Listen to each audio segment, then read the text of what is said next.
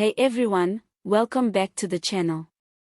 Today we are diving deep into one of the most important promises made in South African politics over the past few years, President Cyril Ramaphosa's famous Thuma Mina call.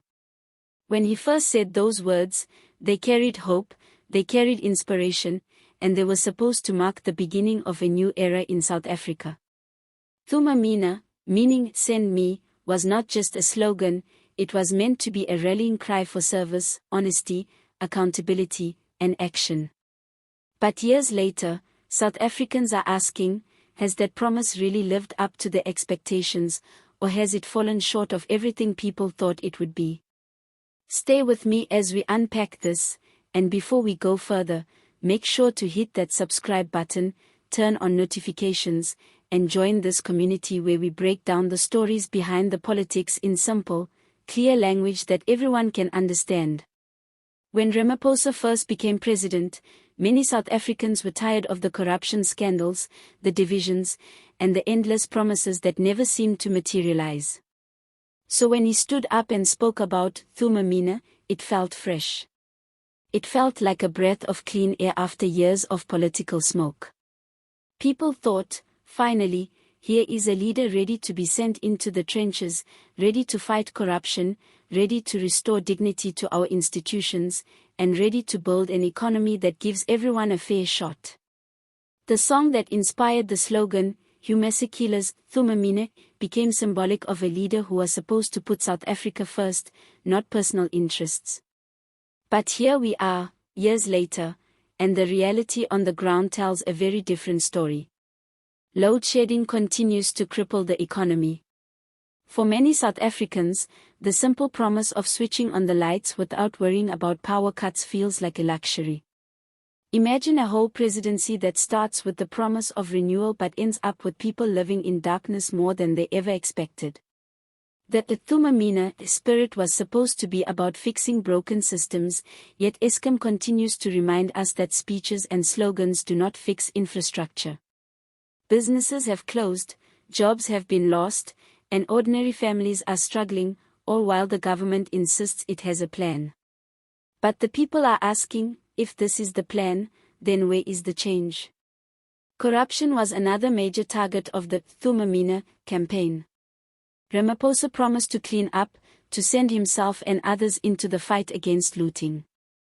Yet South Africa has witnessed one commission after another, from the Zondo Commission to endless inquiries, that reveal shocking levels of corruption, but very few big names actually end up behind bars. Billions of rand are stolen, while hospitals lack basic supplies, schools remain underfunded, and unemployment climbs. Send me, Ramaphosa said. But when the moment came to act decisively against some of the most powerful figures in his own party, the president often looked cautious, hesitant, or even unwilling to take on the fight that he promised. The economy is another sore point. Thuma Mina was not just about fighting corruption, it was also about building opportunity and restoring confidence. But if we are being honest, South Africa's economy today is struggling more than ever. Unemployment has hit frightening levels, especially among the youth. Small businesses find it hard to survive under red tape and unreliable infrastructure. Investors often hesitate because the promises of reform do not always turn into reality. The president's message of being sent into action sounded powerful at first, but many South Africans now feel like they were sold a dream that was never delivered. Let's talk about service delivery. Across the country, people in communities big and small complain about potholes, water shortages, failing sewage systems, and collapsing local governments. Thuma Mina meant being sent to fix these very problems, but instead, people in many areas feel abandoned. Protests have become the only language that some communities feel the government understands. That is not the dream people had when Ramaphosa stood in front of them with promises of renewal. Now, this is not to say that nothing has been done. Ramaphosa has pushed for reforms, he has spoken against corruption, and he has tried to present himself as a unifying figure. But here's the problem, leadership is not about words, it's about action. Thuma Mina could have gone down as one of the most powerful movements in South African politics if it had been backed by real, visible results. Instead, the slogan now feels like a broken promise, a reminder of what could have been but never truly was. And South Africans feel this every single day. It's not just about speeches at Parliament or headlines in newspapers, it's about daily life. It's about a mother who cannot keep food cold because of load shedding. It's about a young graduate who cannot find a job because opportunities are scarce.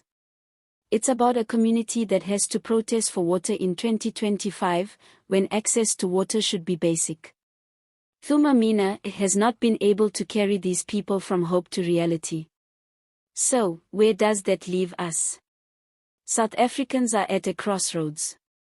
Some still believe Ramaphosa tried his best in a difficult environment filled with factional battles within the ANC. Others believe that the president simply did not have the courage to match his words with action. Either way, the truth is clear: the dream of Thuma Mina has fallen short. And unless leadership in this country changes its approach from speeches to delivery, the gap between promises and reality will only grow wider. My friends, we need to have this conversation because politics is not just about leaders, it's about all of us. When a promise like Thuma Mina fails, it affects every South African. It affects your pocket, your family, your future. That is why it is important to hold leaders accountable and demand that words are matched with results.